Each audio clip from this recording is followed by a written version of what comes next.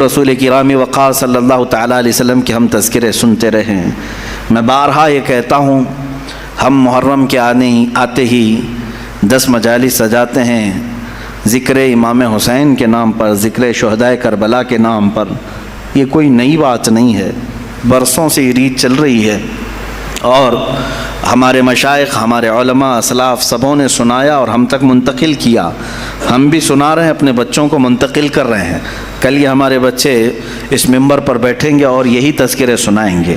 لیکن ایک بات میں آپ سے کہتا ہوں، لوگ ہم سے یہ کہتے ہیں کہ ہر سال یہ واقعات، ہر سال یہ کربلا کے تذکرے کیوں سنائے جاتے ہیں؟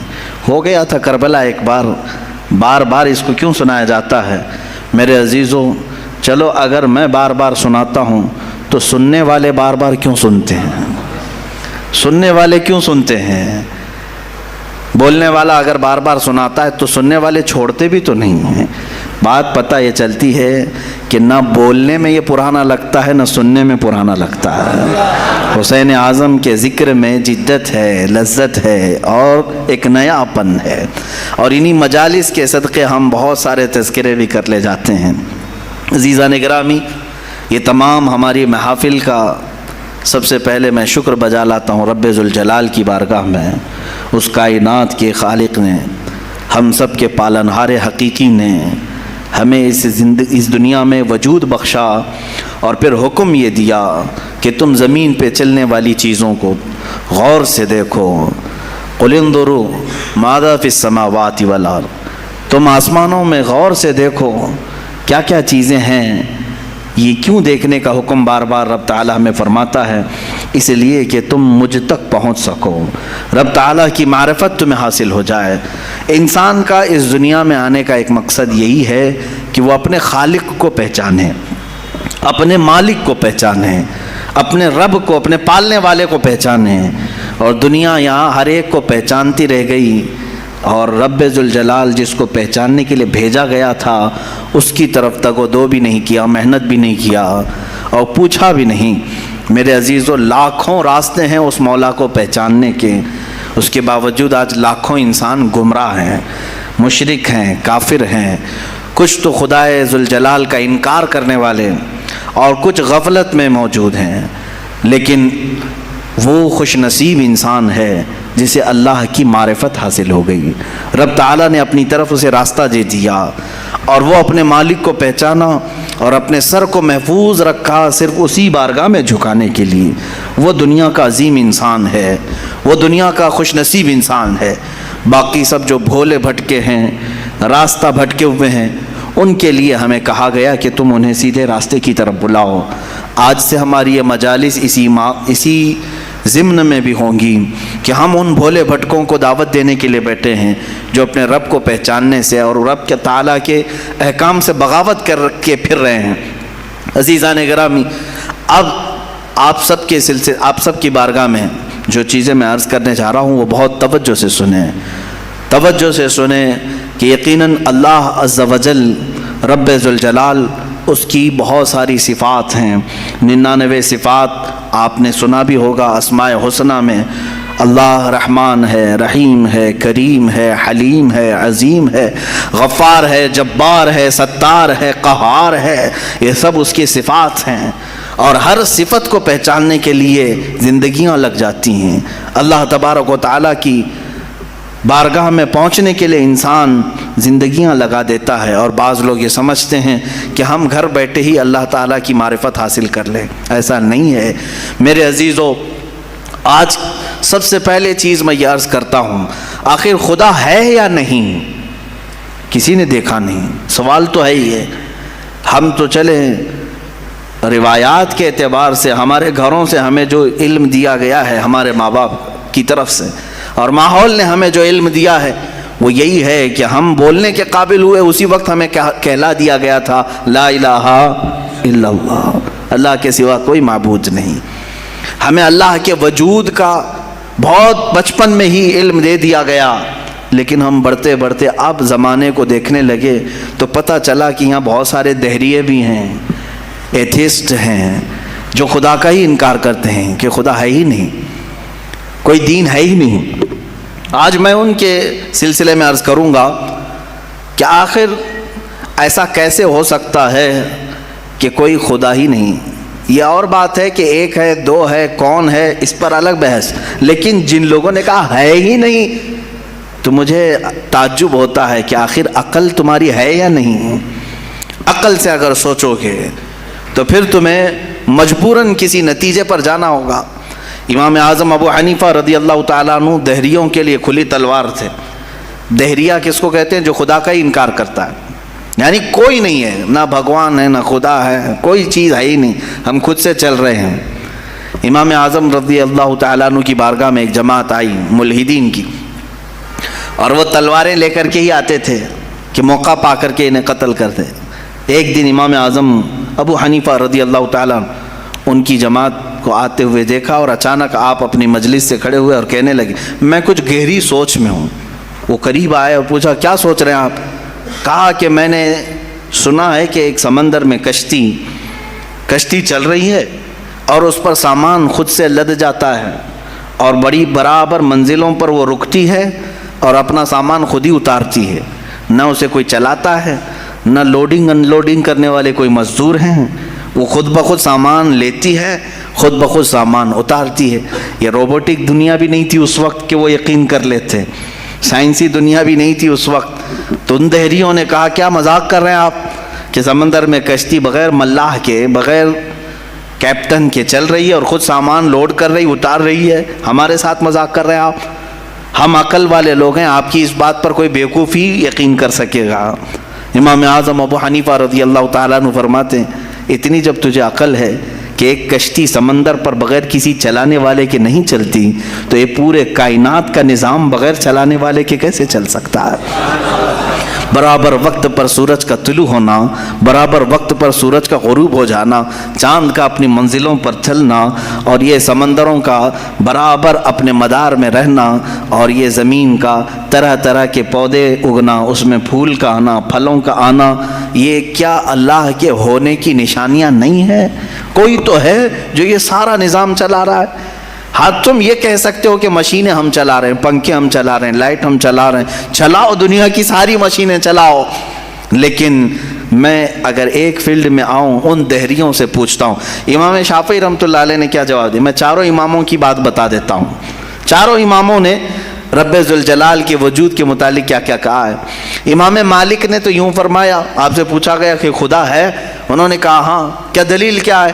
کہتے ہیں کہ زبانوں کا مختلف ہونا، انسانوں کی زبانوں کا الگ الگ ہونا اور الگ الگ نسلوں کا ہونا، یہ اللہ کے وجود کی دلیل ہے. امام شافعی سے پوچھا گیا آپ کوئی دلیل دیں گے کہ کوئی ہے؟ آپ نے کتنی پیاری بات فرمائی. ارشاد فرماتے ہیں شہتوت کا درخت دیکھا ہے؟ شہتوت کا درخت آپ نے دیکھا ہے؟ شہتوت جو ہے بہت باریک باریک سے پھل ہوتے ہیں، میٹھے ہوتے ہیں، اور اس کا پتا جو ہے وہ کئی قسم کے جانور کھاتے ہیں. شہتوت کے پتے کو شہد کی مکھی بھی چوستی ہے. شہتوت کے پتے کو گائے بکریاں بھی کھاتی ہیں، ہرن بھی کھاتی ہے. یہ سب کے سب شہتوت کے پتے کو کھاتے ہیں. شہتوت کا پتا ایک رنگ کا ہوتا ہے، ایک ہی ٹیسٹ کا ہوتا ہے. امام شافعی فرماتے ہیں شہد کی مکھی اسی شہتوت کے پتے پر بیٹھتی ہے، چوستی ہے، اور اپنے چھتے میں جا کر کے شہد اگل رہی ہے. بکریاں اور گائے اس شہتوت کے پتے کو کھاتی ہیں، مینگنیاں ڈال رہی ہیں یا دودھ دے رہی ہیں. اسی شہتوت کے پتے کو ہرن کھاتی ہے.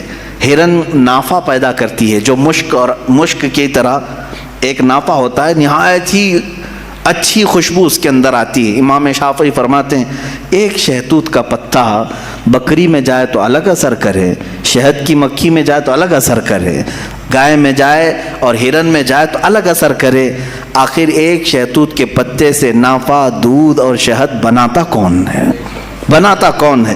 اسی میں امام شافعی فرماتے ہیں ہم روٹی کا ایک ٹکڑا کھاتے ہیں، روٹی کا ایک ٹکڑا کھاتے ہیں، اندر جسم میں یہ روٹی جانے کے بعد آپ سب کو معلوم ہے اس میں سے کچھ حصہ گوشت بنتا ہے، کچھ حصہ خون بنتا ہے، کچھ حصہ پیپ بنتا ہے، کچھ حصہ منی بنتا ہے، باقی کا بچا ہوا فضلہ پخانہ بن کر نکل جاتا ہے۔ ایک روٹی گیہوں کی کھاؤ، جو کی کھاؤ، جوار کی کھاؤ، روٹی ایک ہی طرح کی ہے، اور اس سے گوشت کون بناتا ہے، خون کون بناتا ہے، اور پیپ کون بناتا ہے، منی کون بناتا ہے، سب کی الگ الگ قسمیں ہیں۔ امام شافعی فرماتے ہیں تمہاری ہزاروں مشینیں ایک طرف، لیکن اندر جو نظام چلاتا ہے وہ کوئی تو ایک ہے، کوئی تو ہے، تمہیں ماننا ہوگا۔ میں دہریوں کے متعلق کہہ رہا ہوں، جو ملحدین ایتھیسٹ ہیں، جن کا کہنا ہے کہ کوئی ہے ہی نہیں، کوئی خدا ہی نہیں، تو ان سے میں کہتا ہوں کوئی بتاؤ تو صحیح آخر یہ چلا کون رہا ہے، یہ کون چلا رہا ہے، ہمارے جسم کے اندر کا نظام کون چلا رہا ہے؟ اور قرآن نے انہی کی طرف بار بار اشاروں میں بتایا ہے آیات میں کہ کیا تم دودھ کو نہیں دیکھتے، دودھ کہاں سے پیدا ہوتا ہے؟ کہ اللہ تعالیٰ فرماتا ہے کہ ہم نے دودھ کو گائے کے خون اور اس کے گوبر کے بیچ میں سے پیدا کیا ہے۔ اس کا فضلہ گائے کا گوبر ہے پیٹ کے اندر، اور اس کا خون بھی ہے، خون نہایت ہی سرخ، گوبر نہایت ہی الگ رنگ کا، اور اس کے بیچ سے صاف و شفاف دودھ کا نکلنا، دودھ آتا ہے، نہ کبھی اس میں گوبر کی بو آئی، نہ کبھی خون کا رنگ آیا۔ قرآن کہتا ہے آخر یہ کون ہے جو اس طرح صاف ستھری غذا نکالتا ہے تمہارے لیے؟ کیا شہد کی مکھی کو نہیں دیکھتے؟ قرآن کہتا ہے جب وہ ڈنک مارتی ہے تو اس کے زہر کا کوئی علاج نہیں ملتا۔ شہد کی مکھی اگر ڈنک مارے تو زہر چڑھ جاتا ہے اور کئی لوگوں کی موت بھی ہوتی ہے، لیکن وہی اپنے چھتے پہ بھی تھوکے تو وہ نہایت ہی میٹھی غذا ہے، نہایت ہی میٹھی غذا ہے۔ شہد کی مکھی اپنا رس چھتے پر ڈالے تو وہ دنیا کی سب سے اچھی غذا، وہی اگر کسی کو ڈنک مارے تو سب سے برا زہر ہے۔ اعلیٰ حضرت رضی اللہ تعالیٰ عنہ نے اپنے آپ کو یوں فرمایا ہے کہ میں وہ شہد کی مکھی ہوں جس کی مٹھاس کا بھی جواب نہیں، جس کے ڈنک کا بھی جواب نہیں۔ یہ تو ضمناً میں نے بات عرض کی، خدا قدیر و جبار کے وجود پر میرے عزیزو ایک دو نہیں، لاکھوں مثالیں دنیا میں ہیں، لاکھوں مثالیں۔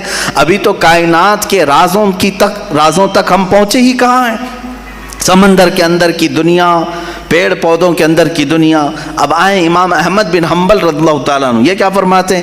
آپ سے پوچھا گیا خدا ہے، کوئی دلیل ہے آپ کے پاس؟ کہتے ہیں میں تمہیں بتاتا ہوں، ایک قلعہ ہے، ایک قلعہ ہے ایسا کہ چاروں طرف سے بند، نہ ایک سوراخ جانے کا راستہ، نہ اس پہ کھڑکی، نہ دروازہ، کچھ بھی نہیں، ہوا تک نہیں جا سکتی، ہوا تک نہیں جا سکتی، پورا بند ہے، اور اندر اس کے نہایت ہی چمکدار موتیوں کی طرح ہے۔ پھر اچانک اس قلعے میں اچھلتا کودتا ہوا ایک جان والا پیدا ہوتا ہے، اور پھر وہ اس قلعے سے باہر آتا ہے۔ امام احمد بن حنبل کی ان باتوں کو سن کر لوگوں نے پوچھا ایسا کیسے ہوتا ہے؟ بند قلعہ، ہوا بھی نہیں جاتی، کوئی سوراخ بھی نہیں، اور اس کے اندر سے کوئی اچانک پیدا ہوتا ہے۔ امام احمد بن حنبل فرماتے ہیں یہ تو روز ہوتا ہے، مرغی کے انڈے میں نہیں دیکھتے۔ مرغی کا انڈا مجھے بتاؤ اس میں کتنی کھڑکیاں ہیں؟ انڈا تو اوپر سے پورا بند ہوتا ہے، ہوا تک نہیں جاتی، لیکن مرغی اس کو گرم کرے۔ اب تو مشینوں میں بھی، اب مشینوں سے بھی ہوتا ہے۔ مجھے یہ بتاؤ انڈے کی زردی اچانک ایک جاندار چوزے کی شکل کیسے اختیار کرتی ہے؟ کون ہے جو اسے چونچ دیتا ہے؟ کون ہے جو اسے پر دیتا ہے؟ اور پھر ہم نے جانوروں کو، پرندوں کو، ہر ایک مخلوق کو دیکھا ہے، ان میں رنگ ایسے بھرے ہوئے رہتے ہیں، دنیا کا کوئی آرٹسٹ بھی اس طرح کے رنگ بھر نہیں سکتا۔ کیا ہم مور کو نہیں دیکھتے؟ طرح طرح کے خوبصورت اس میں ڈیزائن کیے گئے ہیں، ایسا لگتا ہے کہ کوئی قلم لے کر کے ڈیزائن کیا ہے، کوئی برش سے ڈیزائن کیا ہوا ہے۔ نہیں میرے عزیزو، یہ قدرت کی شاہکاریاں ہیں، رب ذوالجلال کی شاہکاریاں، اور تم بے شمار خوبصورت مخلوقات کو دیکھو گے۔ پھر میں ان دہریوں سے پوچھتا ہوں آخر ان تمام کو پیدا کرنے والا کوئی تو ہوگا، کوئی تو ہوگا، تم لاؤ ڈھونڈ کر کے آخر کون ہے یہ سب پیدا کرتا ہے۔ یہ تو تخلیق، نظریے تخلیق، خدا کو پہچاننے کے 4 نظریے دنیا میں مشہور ہوئے ہیں۔ الہیات، اس کو علم الہیات کہتے ہیں جو میں بیان کر رہا ہوں، تھیولوجی، سائنس کے نظریے سے بھی۔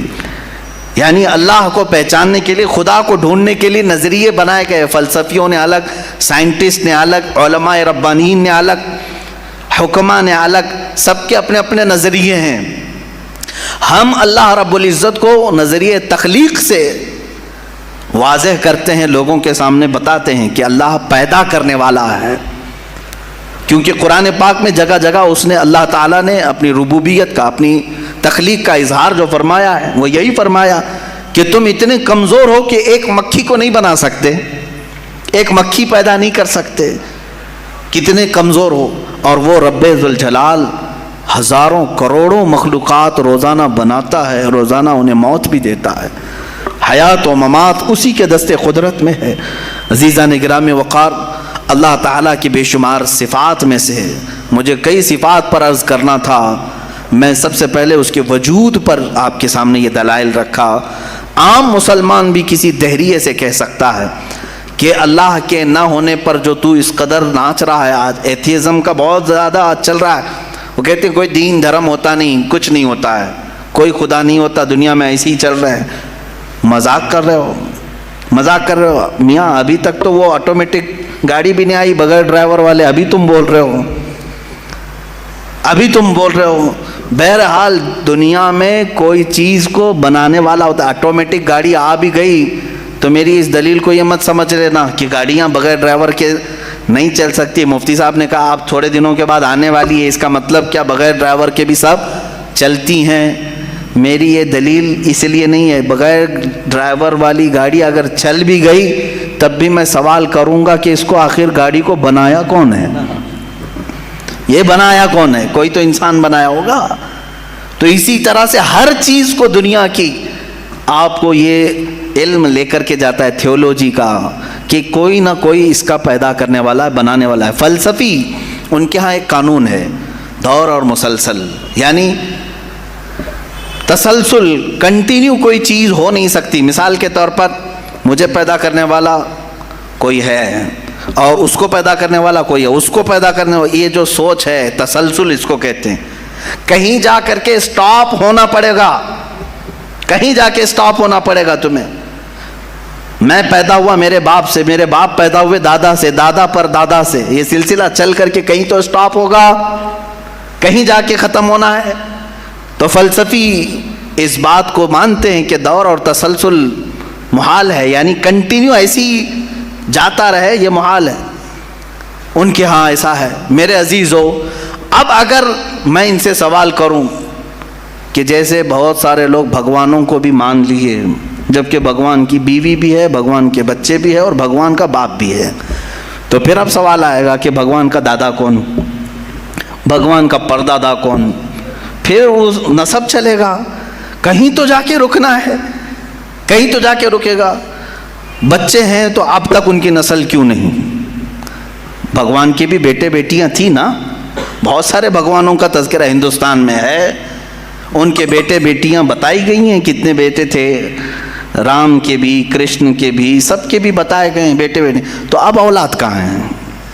باپ دادا کہاں تھے؟ میرے عزیزوں، میری اس بات کو یقیناً کوٹ کیا جائے گا. مجھے معلوم ہے چند دنوں پہلے یہ کہہ رہا تھا اورنگزیب کی اولاد برتن مانج رہی ہے، ٹیپو سلطان کی اولاد پنچر لگا رہی ہے. تجھے تو یہ ٹیپو سلطان اورنگزیب کی اولاد نظر آئی، ان کی کہاں ہے جن کا میں ذکر کر رہا ہوں؟ ان کی کہاں ہے؟ اور بہرحال اورنگزیب اور ٹیپو سلطان ان تمام کو چھوڑو، ان کی اولاد کو تو نے برتن مانجتے یا پنچر لگاتے تو دیکھا اللہ نے تو تجھے بانج بنا کر رکھا ہے. تیرے سے کوئی چیز نہیں آ سکتی سوائے گوبر اور غلاظت کے، کوئی چیز نہیں آ سکتی. میرے عزیزوں، میں یہاں عرض یہ کر رہا ہوں دور اور تسلسل، کہ اگر اس طرح کسی کا باپ ہے تو پھر دادا بھی ہوگا، دادا ہے تو پردادا بھی ہوگا، یہ چلتا رہے گا سلسلہ. یہ اسلام یہ ہے جس نے کہا قل هو اللہ احد اللہ الصمد لم یلد ولم یولد. کہو وہ اللہ ایک ہے، اللہ بے نیاز ہے. لم یلد، نہ وہ کسی سے پیدا ہوا ہے، ولم یولد، نہ اس سے کوئی پیدا ہوگا. اس سے کوئی لم یلد، اس سے کوئی پیدا نہیں ہوا، اور نہ وہ کسی سے پیدا ہوا. یہاں ختم ہو گئی بات. اب نہ میرے خدا کا کوئی باپ ہے، نہ بیٹا ہے، نہ بھائی ہے، نہ بہن ہے، کہیں یہ تصور آئے گا ہی نہیں۔ تم ہم سے یہ سوال نہیں کر سکتے کہ اللہ کے آباء و اجداد کہاں ہے، اولاد کہاں ہے۔ ہم نے خدا کو مانا ہی ایسے ہے کہ وہ جسم و جسمانیت سے بھی پاک ہے، رشتہ داری سے پاک ہے، کوئی نہ اس کا ہمتا ہے، ایک ہی سب کی سنتا ہے۔ یہ اللہ تبارک و تعالیٰ کے متعلق ہمارا یقین یہی ہے۔ عزیزان گرامی، وقار دور اور تسلسل کا جو قانون ہے، میں نے یہی بتایا کہ بعض لوگ اس چیز کے ذریعے سے بھی چاہیں تو ہدایت حاصل کر سکتے ہیں کہ کہیں تو جا کے ہمیں فل سٹاپ ہونا پڑے گا، کوئی تو ہے جو اینڈ ہے، اس کو کوئی پیدا کرنے والا نہ ہو، جا کر کے تمہیں ختم ہونا پڑے گا ایک نہ ایک جگہ، کہ کوئی تو ہے جو لاسٹ ہے، اس کو کوئی نہ پیدا کیا ہو۔ اگر اس کو بھی کوئی پیدا کیا ہے تو پھر یہ بھی بات ہے کہ اس کو بھی کوئی پیدا کیا ہوگا۔ تو ہمیں ایک ایسی ذات ماننی پڑے گی جس کو کوئی نہ پیدا کیا ہو، تبھی جا کر کے ہم یہ کہتے ہیں وہ جو ذات تم جا کر اینڈ ہوگے اسی کا نام اللہ رب العزت ہے، جس کو کسی نے پیدا نہیں کیا۔ یہ اسلام کا بہترین عقیدہ ہے۔ میرے عزیزو، توحید کسے کہتے ہیں؟ اب بات آتی ہے، وجود کی بات ہو گئی، اللہ ہے اتنا تو ماننا پڑے گا، اس کے لیے تو بہت ساری دلیلیں بچے بھی پکڑ کر کے بتا دیں گے۔ ایک خاتون، ہم نے بچپن میں پڑھا تھا، ایک بوڑھی عورت چرخہ سل رہی تھی، اس سے جا کر کسی نے پوچھا کہ اللہ ہے کہ نہیں ہے، تو اس نے کہا ہے۔ کیا دلیل ہے؟ کہا یہ میرا چرخہ جو سل رہا ہوں اسی یہی دلیل ہے اللہ کی۔ کہا کہ کیسے؟ کہا یہ چرخہ، اس سے کپڑے سلتی ہوں، جب تک میں چلاتی نہیں یہ سلتا نہیں، مشین سلتی نہیں ہے کپڑے، اسی سے میں نے یہ یقین کر لیا کہ میرا چرخہ میرے چلائے بغیر نہیں چلتا، تو نظام کائنات پورا بغیر چلائے کیسے چلے گا؟ کوئی تو ہے۔ یہ ہو گئی بات وجود کی، کوئی تو ہے۔ اب آتی ہے توحید کی بات، کوئی تو ہے، اب ہمیں یہ بتانا ایک ہی ہے۔ کوئی تو ہے لیکن وہ جو ہے وہ ایک ہی ہے۔ یہاں پر بھی ہمیں اسلام نے جو فلسفہ دیا ہے، قانون دیا، وہ بہت ہی پیارا ہے۔ اس کی وجہ کیا ہے میرے عزیزو؟ چلو اب ہم توحید کی طرف آتے ہیں۔ توحید کہتے ہیں ایک ماننا۔ ایک ماننا حقیقت میں دیکھا جائے تو دنیا کے اکثر مذاہب میں توحید کا شروع میں درس رہا۔ عیسائیت جو آئی ان میں بھی تھا، بعد میں یہ تثلیث کے قائل ہو گئے۔ یہودیوں میں بھی اللہ کو ہی مانتے، خدا کو ہی ماننا ہے۔ ہندوؤں میں بھی ایک کا ہونے کا تصور کتابوں میں ان کے موجود ہے۔ یہ اور بات ہے کہ انہوں نے ملا دیا، مسالے لگا دیے، الگ الگ ہو گئے۔ خالص جو اپنے دین پر باقی ہے الحمدللہ وہ اسلام ہے آج بھی۔ اللہ رب العزت ہے اور وہ ایک ہے، ایک ہے۔ اس پر کیا دلیل ہے؟ اس پر بھی دلیلیں دینی ہوں گی مسلمانوں۔ عقلی دلیلیں بھی ہیں، نقلی دلیلیں بھی ہیں۔ نقلی دلیلیں ہمارے لیے، نقلی کا مطلب ہوا کسی جگہ سے ثابت ہے، قرآن سے، حدیث سے یہ ثابت ہے تو یہ نقلی دلیل۔ عقلی جو عقل بھی جس کو تسلیم کرے، عقل جس کو ایکسیپٹ کرے، وہ کیا ہے؟ اس بوڑھی عورت کا ہی میں بتا دوں جس نے چرخہ سلا، اور چرخے کو چلانے میں اس نے کہا کہ اللہ ہے، کوئی تو ہے، کیونکہ میری مشین بغیر چلائے نہیں چلتی۔ تو اس سے صاحب نے، جس نے سوال کیا، پوچھا کہ اچھا ہے تو کیا وہ ایک ہے کہ دو ہے؟ کہا نہیں ایک ہی ہے۔ کہا وہ کیسے؟ کہا دو ہو تو دیکھو تم سامنے بیٹھو، ادھر سے چلاؤ، میں ادھر سے چلاتی ہوں، پھر کپڑے کی کیا درگت بنتی ہے؟ تم اپنی طرف کپڑا کھینچ رہے ہوں گے، میں اپنی طرف کپڑا کھینچ رہی ہوں گی۔ اس سے میں نے یہ یقین کر لیا میرے کپڑے کو سلنے کے لیے میرے چرخے پر ایک ہی کا ہونا ضروری ہے۔ دو بیٹھیں گے تو کپڑا پھر پائجامے کی بجائے کرتا ہو سکتا ہے، کرتے کی بجائے ہو سکتی ہے، کچھ بھی ہو سکتا ہے، کچھ بھی سل جاتا ہے۔ تو دو لوگ ایک مشین کو سلنے جائیں تو نظام درہم برہم ہو سکتا ہے، تو ایک پورے کائنات کا نظام اگر دو لوگ چلانے لگیں تو ایک دن ایک کہے گا نہیں میں آج بارش برساؤں گا، دوسرا کہے گا نہیں میں آج دھوپ ڈالوں گا، تیسرا کہے گا کہ نہیں میں آج چھاؤں ٹھنڈی پیدا کروں گا، تو یہ تو انہی کے درمیان جھگڑا ہوتا رہے گا۔ اسی لیے قرآن نے بھی کہا لو کان فیہما آلہۃ الا اللہ لفسدتا، اگر ان کائنات میں، زمین و آسمانوں میں خدا کے علاوہ دو ہوتے تو ضرور اس میں فساد ہوتا، ضرور اس میں نظام درہم برہم ہوتا۔ میرے عزیزو، یہاں دیکھ رہے ہیں ہم بہت سارے نظاموں کو، کمیٹی کا مسئلہ ہے، مسجد کا مسئلہ ہے، بہت سارے چیزیں دیکھیں، صدر صاحب کچھ اور کرنا چاہتے ہیں، نائب صدر صاحب کچھ اور کرنا چاہتے ہیں، سیکریٹری کچھ اور کرنا چاہتے ہیں، حکومت میں جائیں پرائم منسٹر کو اور چاہتا ہے، ہوم منسٹر کچھ اور کہتا ہے، اس کی تو بڑی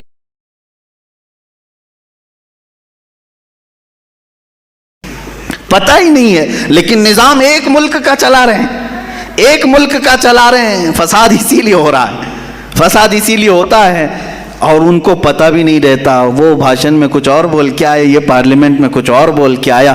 یہ سب ہماری مثالیں جو میں آپ کو پیش کر رہا ہوں، دیکھ کر کے سمجھنے کے لیے۔ ایک سے زیادہ جب ہوتے ہیں تو عقلوں کا ملنا ضروری نہیں، ہر ایک کی عقل الگ الگ چل سکتی ہے۔ اب آئیے، کوئی کہہ سکتا ہے نہیں بھائی اتحاد سے بھی تو کام ہو سکتا ہے، یونٹی سے بھی تو کام ہوتا ہے، کچھ جگہ ہوتا ہے نا۔ کوئی اگر کہے کہ خدا ایک نہیں دو ہیں اور دونوں مل کے کام کرتے ہیں، دونوں مل کے کام کرتے ہیں، تو اب میں آپ کو کہتا ہوں، ایک نمبر والا خدا وہ کہتا ہے آج بارش برساؤں گا، دو نمبر والا اگر اتحاد کرتا ہے اور کہتا ہے کہ نہیں ہاں تو جو کرے گا وہی میں کرتا ہوں، تو یہاں پر قانون یہ تفسیر میں فرمائے گا دوسرا والا تو عاجز ہو گیا، وہ مختار نہیں ہے پھر فیصلہ لینے میں، اور عاجز جو ہوتا ہے وہ خدا نہیں ہوتا، خدا وہی ہوتا ہے جو مالک و مختار ہے، جو خود فیصلے لے گا اور اس میں کسی کو شریک نہیں کرے گا۔ تو اگر دوسرا والا مان گیا اس کی تو وہ خود عاجز ہو گیا، اس کی اپنی نہیں چلی، دوسرے دن دوسرا چلایا اور پہلے والا راضی ہو گیا تو پہلا عاجز ہو گیا، تو خدا عاجز نہیں ہو سکتا۔ یہ ہمارا عقیدہ ہے، خدا وہی ہے جو قادر مطلق ہے، قادر مطلق، ہر چیز پر وہ خود فیصلے لیتا ہے، خود ہی اختیار رکھتا ہے۔ الحمدللہ اسلام کو اتنا پاک و صاف رکھا گیا ہے۔ خدا کا جو عقیدہ ہے ہمارے ہاں، عقیدہ توحید ہے، وہ انسان کے ذہن کو بھی پاک و صاف کرتا ہے، انسان کا ذہن بھی پاک و صاف رہتا ہے۔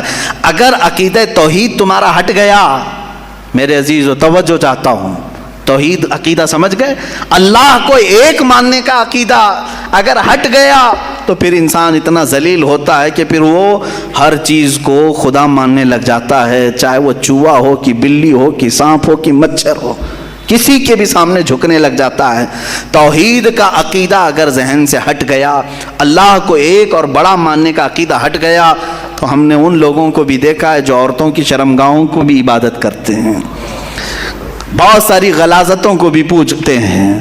میرے عزیزو، یہ کب آتی یہ چیز؟ جب عقیدہ توحید انسان سے ہٹ جاتا ہے تو وہ بہت ہی نیچے گر جاتا ہے۔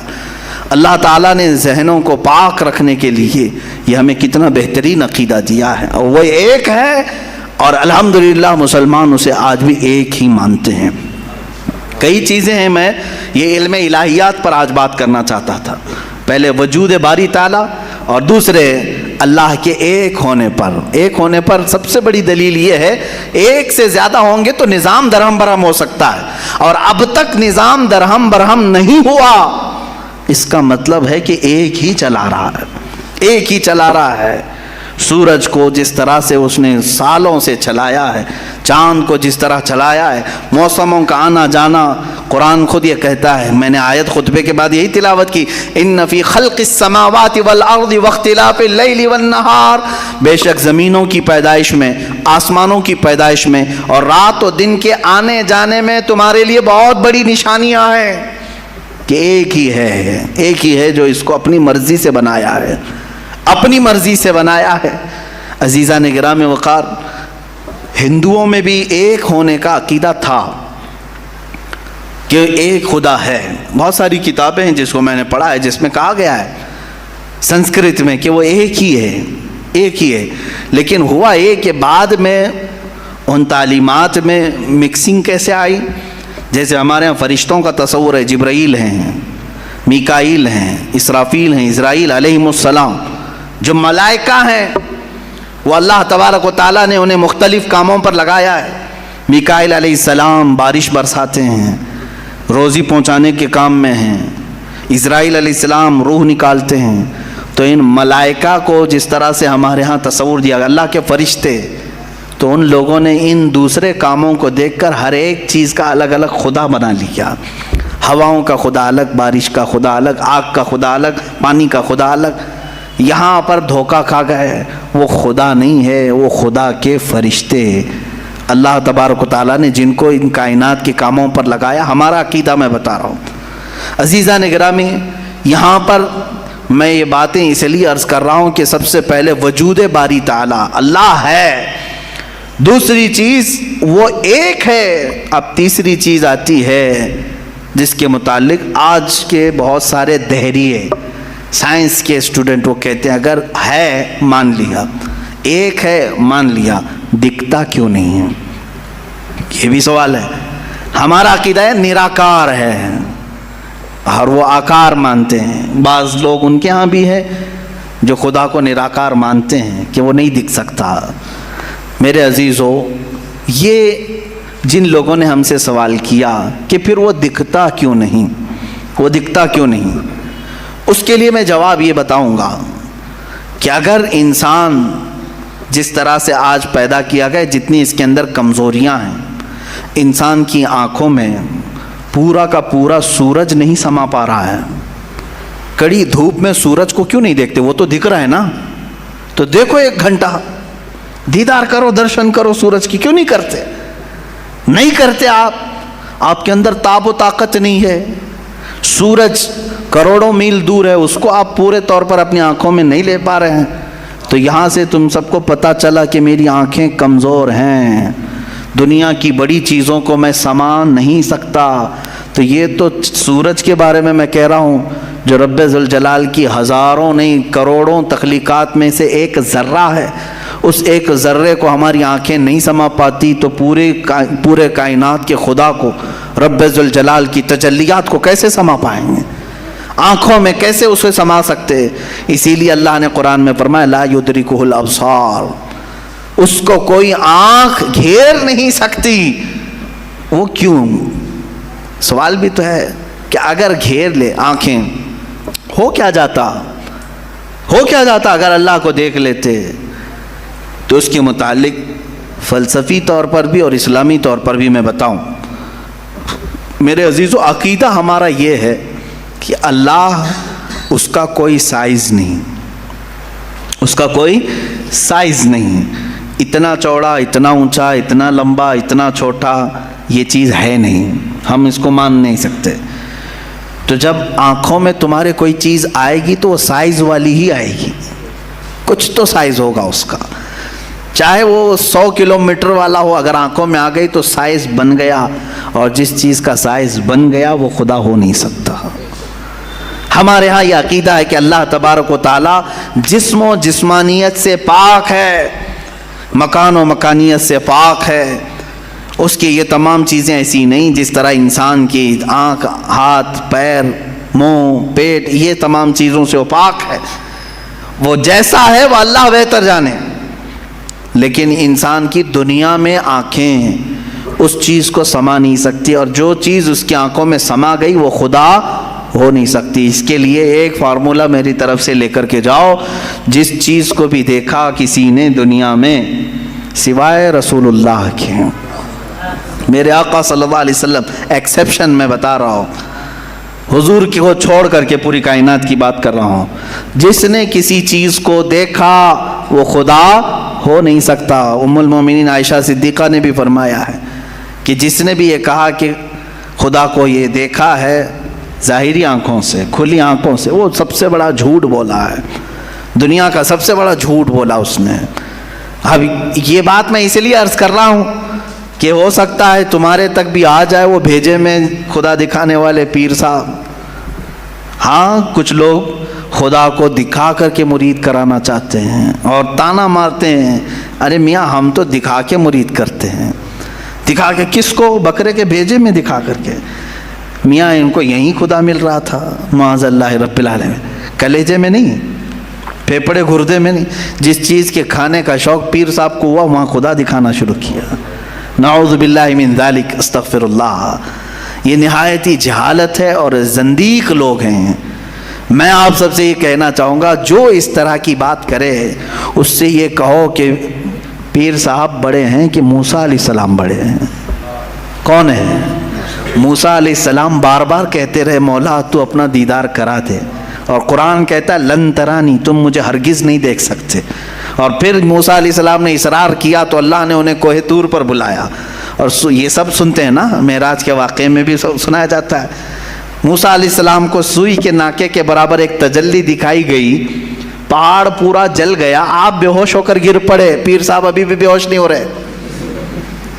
موسیٰ علیہ السلام جلیل القدر پیغمبر ہیں، نبی ہیں، وہ تجلی ہلکی سوئی کے ناکے کے برابر کی نہیں دیکھ سکے.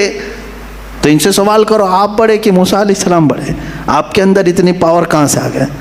آپ پورے بھیجے میں دکھانے کی بات کرتے ہیں، نہایت ہی گمراہی کی بات ہے.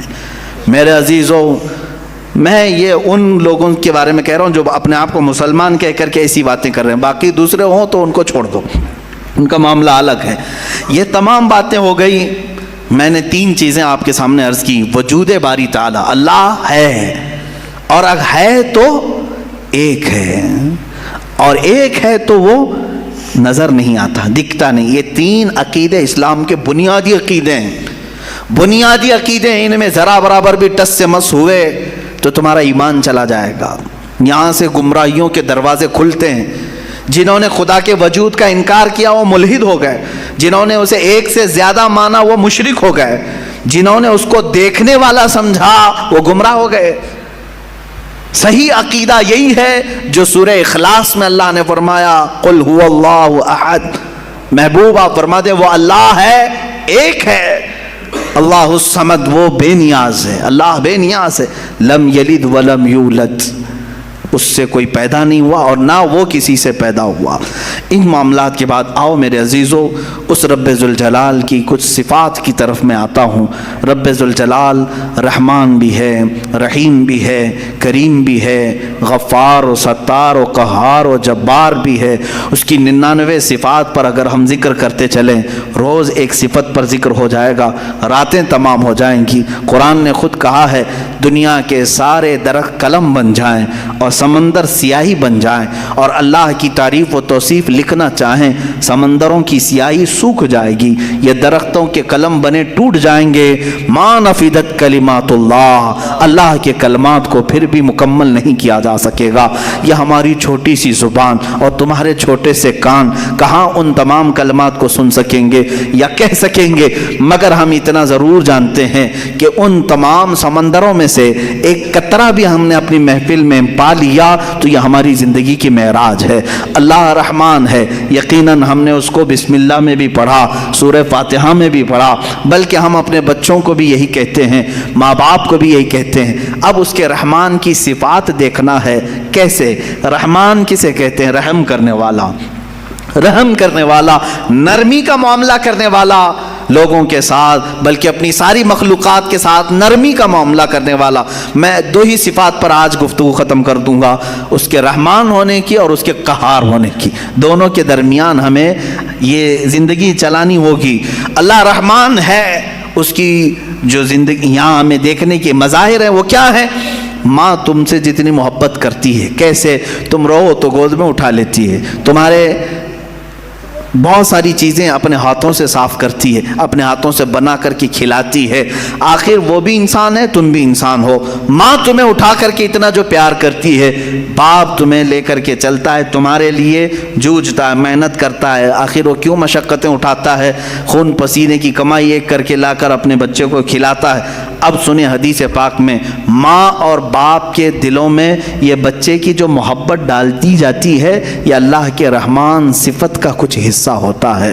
یہ اس کی صفت کا تھوڑا سا حصہ جب اللہ ماں اور باپ میں ڈالتا ہے تو وہ بچوں سے اس قدر پیار کرنے لگ جاتے ہیں. اگر وہ رحمت کی صفت مولا ماں اور باپ کے سینے سے نکال دے تو ہر باپ اپنے بچے کو قتل کرنے پر بیٹھ جائے، ماں اپنے بچے سے دوری اختیار کر لے. ایسا نہیں ہوتا. ماں بوڑھی ہو جائے یا بچہ اس کا بوڑھا ہو جائے، پھر بھی ماں اس بوڑھے بچے کو بھی سینے سے لگاتی ہے، اس کے پسینے دیکھنا نہیں چاہتی، اس کی جبینوں پر خم نہیں دیکھنا چاہتی. یہ ماں کے اندر جو ہلکی سی بھی محبت آپ دیکھتے ہیں، یہ رب ذوالجلال کے رحمان کا اس کے مظاہر میں سے ایک مظہر ہے.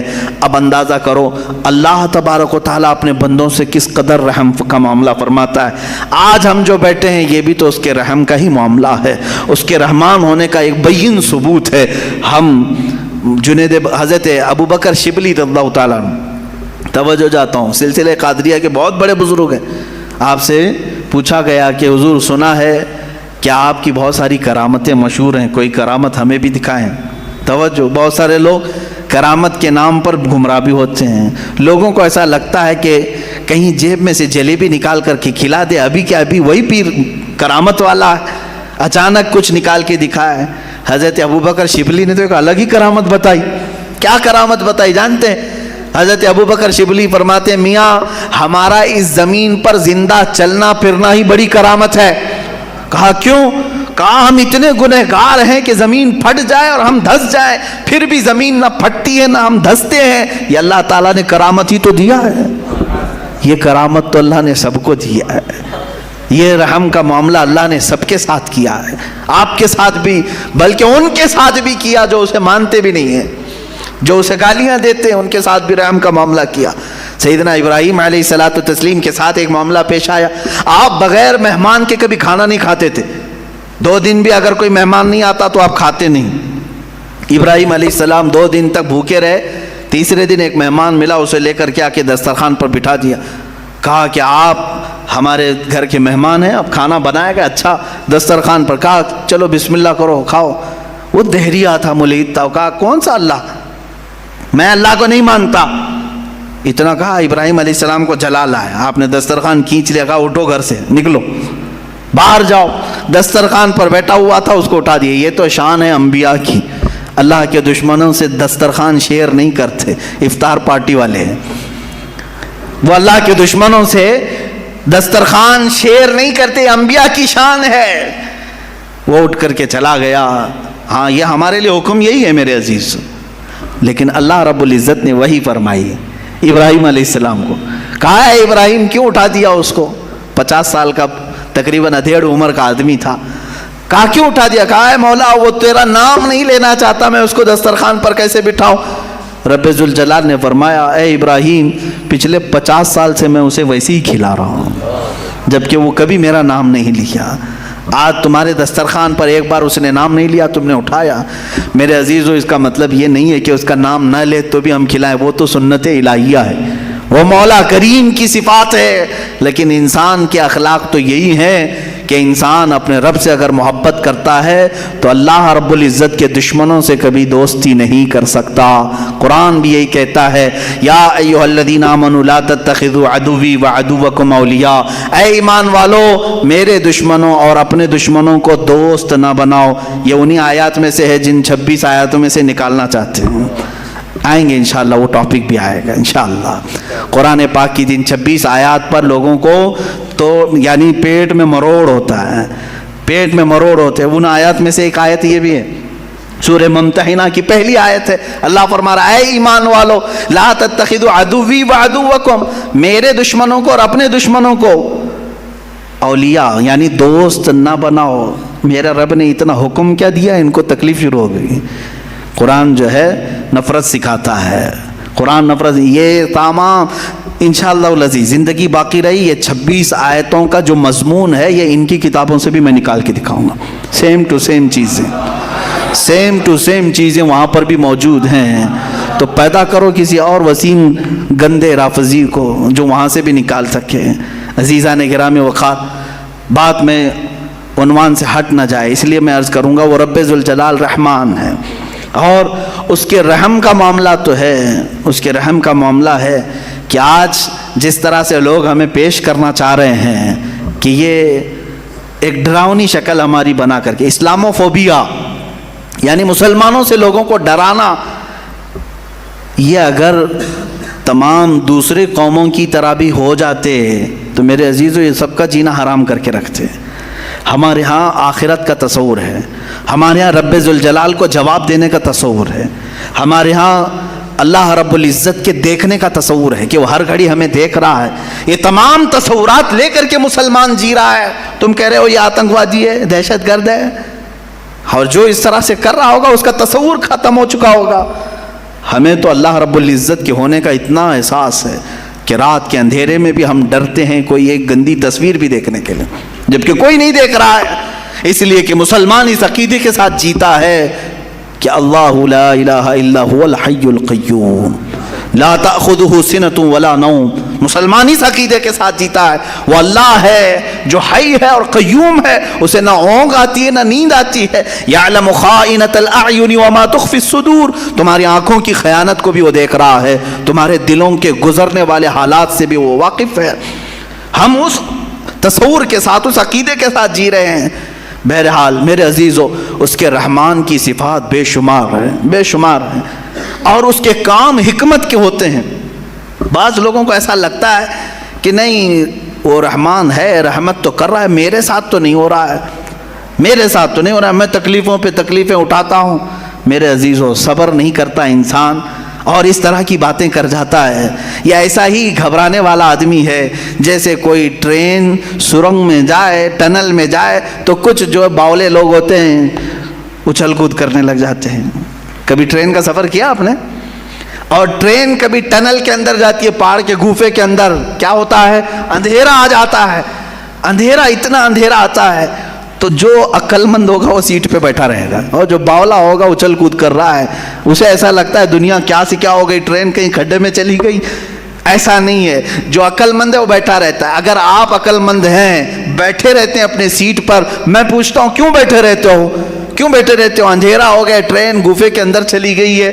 آپ کہیں گے میاں تھوڑی دیر کی بات ہے, یہ ٹرین کا ڈرائیور چلا تو رہا ہے, نکال لے گا, نکالے گا نا. ٹرین نکل کر کے باہر آ جاتی ہے تو آپ کہتے ہیں اجالا تو آ گیا. اے میرے عزیز, ٹرین کے چلانے والے پر تجھے اتنا یقین ہے سیٹ چھوڑ کر اٹھتا نہیں. اس طرح تیری زندگی میں جب مصیبتوں کا کبھی اندھیرا آتا ہے, یقین کر وہ رب ذوالجلال پھر اجالوں میں لائے گا. ان مع العسر یسرا, اس نے فرمایا ہے ہر تکلیف کے بعد آسانی ہے. کیوں اتاولے ہوتے ہو؟ تھوڑی سی تکلیف کیا آئی, شکایت کیا, میرے ساتھ رحم کا معاملہ نہیں ہو رہا ہے, میرے ساتھ رحم کا معاملہ نہیں ہو رہا ہے. فعل الحکیم لا یخلو عن الحکمہ, وہ حکیم ہے, اس کا کوئی کام حکمت سے خالی نہیں ہوتا, کوئی کام حکمت سے خالی نہیں ہوتا. آج دوپہر میں اگر تمہیں روٹی نہیں ملی ہے تو کوئی نہ کوئی سبب ہوگا, وہ تمہارے حق میں بہتر چاہتا ہے. عسیٰ ان تکرہوا شیئا وہو خیر لکم, قرآن کہتا ہے بسا اوقات تم جس چیز کو نہیں چاہتے لیکن وہ تمہارے حق میں بہتر ہوتا ہے. جنید بغدادی رضی اللہ تعالیٰ عنہ کے زمانے میں ایک خاتون, وہ دھاگا, روئی سے دھاگا بناتی تھی, روئی سے دھاگا بناتی تھی, اور وہ دھاگا بنانے کے بعد بیچ آتی تھی. کتنے؟ آدھے درہم میں بکتا تھا اس کا, آدھا درہم. وہ آدھا درہم لاتی تھی, اس میں سے آدھے یعنی پاؤ کر کے اس سے پھر کپاس روئی خریدتی اور پھر اس کا آدھا درہم بناتی اور باقی کا گھر میں خرچہ کر. ایک دن آدھے درہم کی روئی لائی اور پورے کا اس نے دھاگا بنا دیا.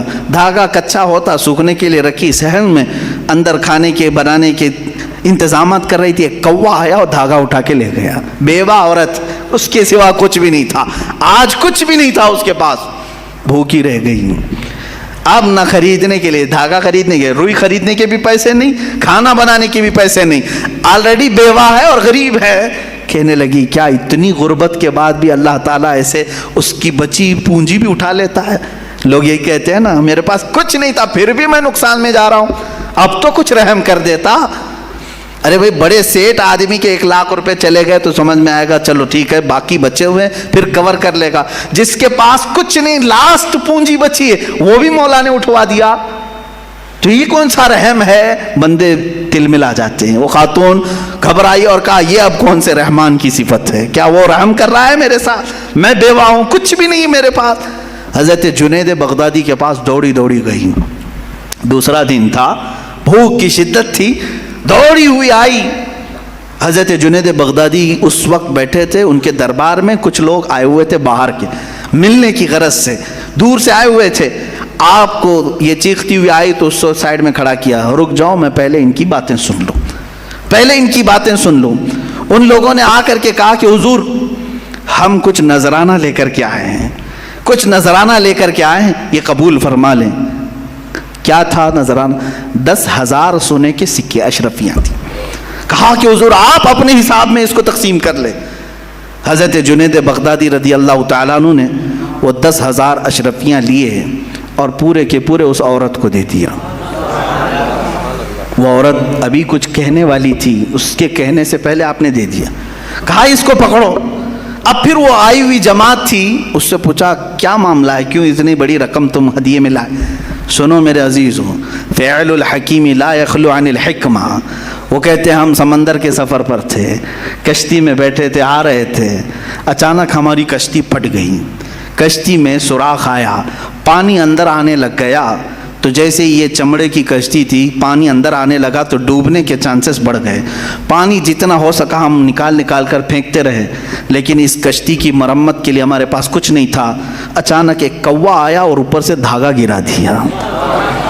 ایک کوا آیا، دھاگا اوپر سے گرایا، اور وہ اتنا ہی دھاگا تھا جس سے ہماری کشتی سل جاتی تھی.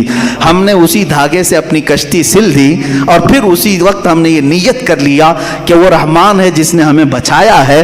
ہم صحیح سلامت جائیں گے تو 10,000 اشرفیاں جنید بغدادی کو نظر کریں گے. وہاں ہم نے منت کر لی تھی، میرے آقا ہم نے صحیح سلامت کنارے کو پا لیا، اب آ کر کے وہ 10,000 اشرفیاں آپ کی بارگاہ میں ہم نے نظر کر لیا. حضرت جنید بغدادی دلوں کے حالات سے باخبر تھے. اس خاتون کی طرف دیکھا اور پوچھا کیا تمہارے رب نے صحیح رحم کیا یا نہیں؟ تمہارے آدھے درہم کو کوے سے اٹھوا کر بدلے میں 10,000 اشرفیاں دیتا ہے، اسی کا نام رحمان ہے. وہ رحمان ہے. بندہ گھبراتا ہے، کہتا ہے ایسے کیسے ہوگا، میرے پاس کچھ بھی نہیں تھا پھر بھی اٹھا لیا. انتظار تو کرتا، شکر تو کرتا، یقیناً وہ مولا تجھے اس سے بہتر چیز لوٹاتا. یہاں تک کہ حدیثوں میں کسی کا بچہ بھی اگر انتقال کرتا ہے، مولا تعالیٰ فرشتوں سے پوچھتا ہے تم نے اس کے بچے کو لایا، کیا کہہ رہا تھا میرا بندہ میرے بارے میں؟ فرشتے کہتے ہیں مولا وہ تیرا شکر بجا لا رہا تھا، کہتا تھا انا للہ و انا الیہ راجعون. مولا فرماتا ہے لکھ دو اے فرشتو، اس سے بہتر نسل اسے عطا کروں گا، اس سے بہتر اسے خوبصورتیاں جنت میں عطا کروں گا. وہ جب بہتر کرنے والا ہوتا ہے تب تمہیں آزمائش کے دور سے گزارتا ہے. یہ رحمان ہے، یہ اس کی صفت ہے. بہت ساری مثالوں کی ضرورت ہے میرے عزیزو. وقت کی تنگی دامنگیر ہے، وقت عشاء قریب ہے. ہمیں جو وقت ملا ہے مولا اس میں بھی رحمت عطا فرما ہے، اور پھر آگے چل کر کے ہم انشاءاللہ ان گفتگوؤں کو اور طوالت دے سکیں، لمبی کر سکیں. اب ایک اور چیز، اس کے رحمان ہونے کے ساتھ ساتھ اس بات کا یقین بھی رکھو کہ وہ قہار بھی ہے. وہ قہار ہے. قہار کا مطلب ہوتا ہے سخت پکڑ کرنے والا. سخت پکڑ کرنے والا جب وہ سختی کرنے پر آئے تو پھر تم ہاتھ پیر ہزار ہلا لو بچ نہیں پاؤ گے. الہی انت یا قاہر العدو ذی البطش الشدید انت الذی لا یطاق انتقامہ. بزرگوں نے فرمایا یہ دشمن کو ایسی سخت پکڑ کرنے والا ہے کہ جس کی پکڑ کی برداشت کسی کے اندر نہیں ہے، کسی کے اندر نہیں ہے. اگر وہ پہاڑوں کو حکم دے دے تو وہ اپنے پھٹ کر کے ریزہ ریزہ ہو جاتے ہیں. اب میرے عزیزو یہ قہار کی صفت مجھے بیان کرنا اس لیے تھا آج کہ اس کے مظاہر آج دنیا میں نظر آ رہے ہیں. آج رب ذوالجلال کی پکڑ اور اس کے قہر کی نشانیاں نظر آ رہی ہیں. لوگوں کو جلتے دیکھا، لوگوں کو بہتے بھی دیکھا، لوگوں کو لینڈ سلائیڈنگ میں دبتے ہوئے بھی دیکھا. یہ قہار کی صفات میں کا بہت ہلکا سا حصہ ہے، بہت ہلکا حصہ ہے. جب وہ پکڑ کرنے پر آئے، میں آپ کو بتاؤں قوم شعیب، جیسے ابھی چائنا والوں کے بارے میں پچھلے سال 1.5 سال پہلے ایک نیوز میں نے دیکھا تھا، وہ اپنے سپر پاور ہونے کے سفر میں اتنی تیزی سے گامزن ہیں. ان کے یہ چیلنجز تھے کہ اب ہمارے پاس ایسی ایسی ٹیکنالوجی آئی ہیں جس کو کوئی کاٹ نہیں سکتا. ارے وہ مصنوعی سورج بنا رہے ہیں چائنیز، ڈپلیکیٹ سورج بنانے کے چکر میں ہے. وہ جیسا بھی ہو، چھوٹا ہی صحیح، انہوں نے ہر چیز کا ڈپلیکیٹ نکال لیا. لیکن میرے عزیزو اب آج جا کر کے احساس ہونے لگا. مجھے ابھی چند دنوں پہلے کسی نے کہا تھا کہ ان کے تو چیلنجز تھے کہ ان کی ٹیکنالوجی کو کوئی چیلنج نہیں کر سکتا اس وقت پوری دنیا میں، اس قدر ہتھیاروں میں ہو، ٹیکنالوجی میں، ہر چیز میں. میں آپ کو بتاتا ہوں یہ تو اس زمانے کی بات ہے. آج سے 4000 سال پہلے قوم شعیب، قوم سمود جس کو کہا گیا ہے، وہ تو اتنی پاورفل قوم تھی. آج بھی ان کے بنائے ہوئے مکانات موجود ہیں تو اندازہ کرو اس وقت کتنے طاقتور تھے.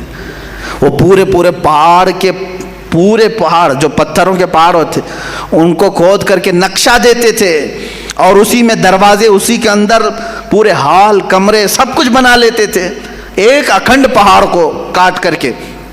اب مجھے یہ بتاؤ کہ وہ لوگ آج سے 4000 سال قبل، جبکہ کوئی ہائیڈرولک مشین نہیں، کوئی پتھروں کو نقش دینے والا آلہ نہیں، اس وقت کرتے تھے تو کیا ٹیکنالوجی استعمال کیا ہوگا؟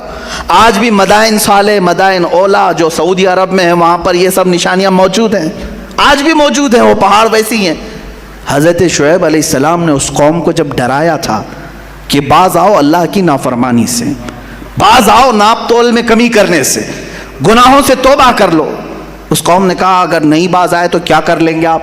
کہا اللہ کا عذاب آئے گا۔ کہا کیسا عذاب آئے گا؟ انہوں نے اپنے ماضی کے عذابات کو بتایا۔ دیکھا نہیں نوح علیہ السلام کی قوم کو مولا نے سیلاب سے غرق کر دیا۔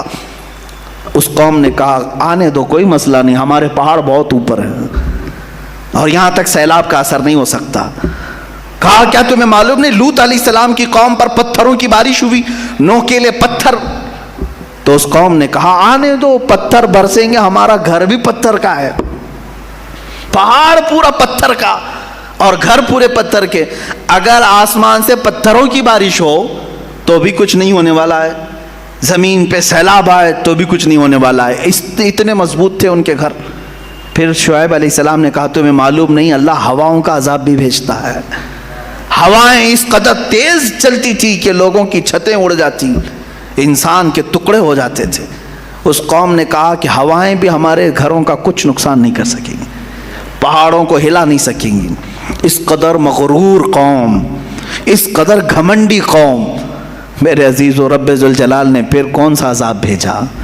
قاہر العدو ذی البطش الشدید، سخت پکڑ کرنے والا دشمن کی۔ اس نے کیا بھیجا؟ نہ پہاڑ پر پتھروں کی بارش، نہ سیلاب کا عذاب، نہ ہواؤں کا عذاب، بلکہ جبرائیل امین علیہ السلام کو حکم دیا کہ جائیں نیچے آپ۔ جبرائیل علیہ السلام نیچے آئے اور آنے کے بعد ان کو حکم دیا گیا کہ اے جبرائیل اپنی آواز نکالو، بس آواز نکالو۔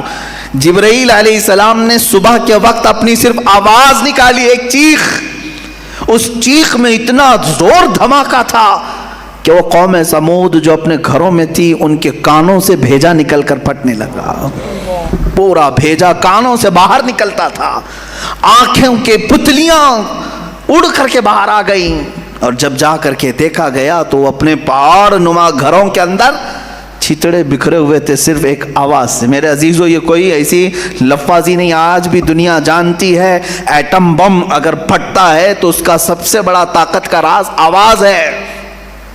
آواز، بم کے اندر جو آواز ہوتی ہے یہی کان پھاڑتی ہے، عمارتیں پھاڑتی ہے، آواز کے اندر اتنا اثر ہے۔ جبرائیل علیہ السلام کی صرف چیخ سے ان کے بھیجے نکل گئے۔ یہ قاہر العدو ذی البطش الشدید، اسی لیے اس نے قرآن میں فرمایا ان بطش ربک لشدید، بے شک تمہارے رب کی پکڑ بہت سخت ہے۔ عزیزان گرامی، آج ہم حالات دیکھ رہے ہیں، پوری دنیا جس بیماری اور بلا اور وبا کے چکر میں جوجھ رہی ہے، یہ رب تعالیٰ کے امتحانات میں سے ایک ہے۔ یہ بیماری کو لایا گیا یا آئی ہے، جس طرح سے بھی ہے، ہم اس بیماری کے چکر میں مفلس تو ضرور ہو گئے، غریب تو ضرور ہو گئے، کمزور تو ضرور ہو گئے، ہماری عبادتیں ہم سے چھینی گئی ہیں، ہمارے کاروبار ہم سے چھینے گئے ہیں، ہماری جاب، ہمارے تمام مزدوروں کی طاقت ختم ہونے لگی ہے۔ بیماری آئے نہ آئے لیکن اس کے چکر میں بہت ساری چیزیں آ گئی، لوگوں کے اندر چھوت چھات کا ماحول الگ، لوگوں کے اندر ڈاکہ زنی کا ماحول الگ، اس کے بعد مفلسی اور قحط سالی اتنی بڑھ جائے گی میرے عزیزو جس کا حساب نہیں ہوگا۔ آپ اندازہ کریں چند دنوں کے بعد میری یہ بات اگر آپ کو نہ لگے کہ اب اللہ تبارک و تعالیٰ اپنے قہر کی صفت کو ظاہر فرما رہا ہے، کیونکہ انسان اس قدر آج نافرمان ہے، اور دیکھیں نافرمان ہونا اور ہے لیکن اس مولا کو اور اس کے حبیب کو گالیاں دینا اور ہے۔ رب ذوالجلال عذابات اس وقت کھول دیتا ہے جب اس کے نبی کی شان میں کثرت سے توہین ہونے لگتی ہے۔ میں محسوس کر رہا ہوں آج کے زمانے میں سب سے زیادہ میرے نبی کو گالیاں دی جا رہی ہیں، پوری طاقتیں ایک طرف ہو رہی ہیں، حکومتیں ان کے سپورٹ میں آ رہی ہیں، جو محمد عربی صلی اللہ علیہ وسلم کو نشانہ بنائے بڑی حکومتیں اسے پناہ دیتی ہیں، انہیں ویزے دیتی ہیں، انہیں سیکورٹی دیتی ہیں۔ تو یہ باضابطہ حکومتیں اور طاقتیں مل کر کے میرے نبی کو نشانہ بنا رہی ہیں۔ اب انتظار کریں اللہ رب العزت کے عذاب کا، عذاب آئے گا، ان کے بھی چھیتڑے اڑنے کی دیر ہے، ان کی بھی چھتیں غائب ہونے کی دیر ہے، تخت ان کے بکھرنے کا وقت آنے والا ہے۔